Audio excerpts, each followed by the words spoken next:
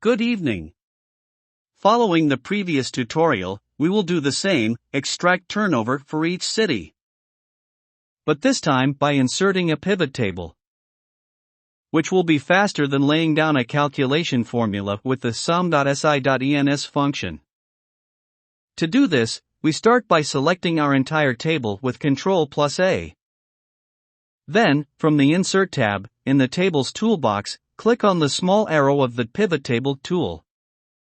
In the drop-down menu, click on the first line from a table or range. In the resulting dialog box, the range of our selected table appears. We just have to click on New Spreadsheet and enter. This creates a new sheet containing the pivot table creation wizard on the right. Having already in mind our objective, which is based on the two columns OU, cities, and combien, the turnover relative to each row of the date of service. The TCD creation wizard being user-friendly, we already see in the wizard window our column header titles. We click on OU, and we get one of the data labels in column, with here the 9 cities, which appear in alphabetical order. It remains to click on combien, which finishes our little TCD by juxtaposing the prices of the column combien next to the first OU column, which lists the 9 unique cities.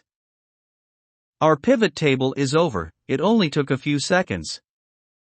We could do a quick verification by selecting, on the range of our TCD, the useful data of cities and turnover, without headers or the last row nor the grand total, which would be useless to us here. By then making a copy and a special paste in raw values next to the data previously calculated with the SOMME.SI.ENS function. It is quick to see that the figures are identical. It is also easy to enrich this last copy by assigning a currency format in the 2 columns on the right. The result is the same as with the calculation of SOMME.SI.ENS. However, the use of a pivot table was faster. Excellent evening and see you soon.